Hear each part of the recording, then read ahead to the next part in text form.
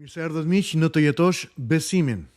Ndërkohë që jetojmë në një kulturë e cila e paragjykon dhe refuzon më së shumti disiplinën, sot dua të flas shkurtimisht mbi disiplinën që ndërton karakterin.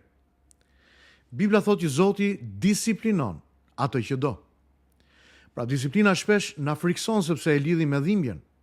Por Bibla na mëson që disiplina është gjuha e dashurisë së Zotit. Si është e mundur? Ajo në fakt është mënyra se si Zoti formon fëmijët e tij, jo për t'i thyer ata, as për t'i shkatruar, por për t'i bërë të fortë në karakterin e tyre. Tregohet historia e shën Polikarpit të Smirnës, martiri i shekullit të dytë. Polikarpi ishte nxënësi i apostullit Gjon dhe një nga figurat më të hershme të kishës. Në moshë shumë të thyer, ai arrestohet për shkak të besimit të tij në Krishtin. Kujtojmë që në këtë kohë kisha e krishterë ishte nën persekutimin e hekur të perandorëve të Romës. Autoritetet romake pra i kërkuan vetëm një gjë, të mohonte Jezusin për të shpëtuar jetën. E dini se cila ishte përgjigjja e Polikarpit?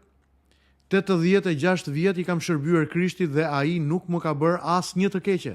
Si mund ta blasfemoj mbretin tim që më shpëtoi? Polikarpi nuk u bë martir në një moment impulsiv. Ai ishte formuar për dekada me radhë përmes disiplinës shpirtërore, lutjes, bindjes, qëndrueshmërisë dhe besnikërisë së tij. Por kur erdhi ora e provës, karakteri i tij ishte tashmë i ndërtuar. Disiplina e jetës së përditshme e kishte përgatitur këtë burr për të qenë besnik në orën ekstreme të provës. Më lironi t'jap disa arsye të fuqishme se pse disiplina është e mirë. Disiplina është shprehje dashurie. Zoti nuk na disiplinon për të na ndëshkuar, por sepse na do dhe na sheh si bijtë e tij. Agustini i Madh do të thoshte Perëndia na do ashtu siç jemi, por na do shumë për të na lënë të mbetemi ashtu. Disiplina është prova që Zoti po punon ende me ne. Së dyti, qëllimi është formimi i karakterit, jo kontrolli. Zoti nuk kërkon bindje të verbër, por kërkon të ndërtojë tek ne një karakter të qëndrueshëm. Thoma Aquini shkruante, hiri nuk e shkatërron natyrën, por e përsos atë. Disiplina shpirtërore nuk na deformon, por na ndërton sipas projektit hyjnor të Zotit. Polikarpi nuk ishte hero sepse ishte i fortë nga natyra e tij, nga vetja, por sepse ishte i formuar nga bindja e vazhdueshme ndaj Zotit. Qëndrueshmëria sjell siguri. Një jetë e disiplinuar krijon stabilitet të brendshëm. Epikteti do thoshte asgjë e madhe nuk ndërtohet pa pritmas. Çdo gjë e qëndrueshme ndërtohet pak nga pak, në mënyrë graduale.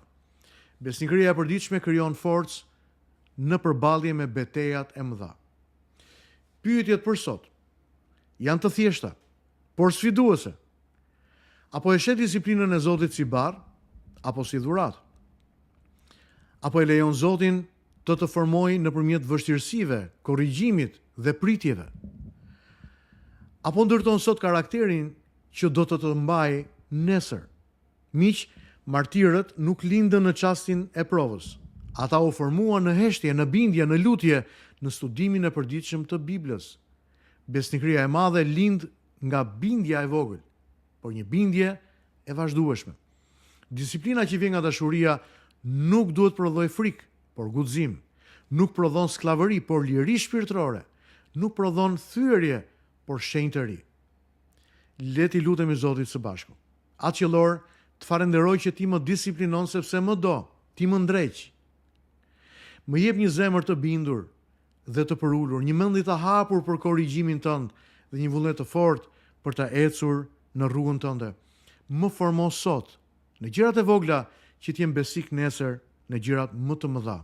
Zot bekoj miqtë e mi këtë ditë. Rrethoj me të mirat e tua dhe zbuloj që edhe në mes të pritjeve të gjata dhe në mes të disiplinës ti i do. Në emrin e Jezusit birit tënd, unë lutem, amen.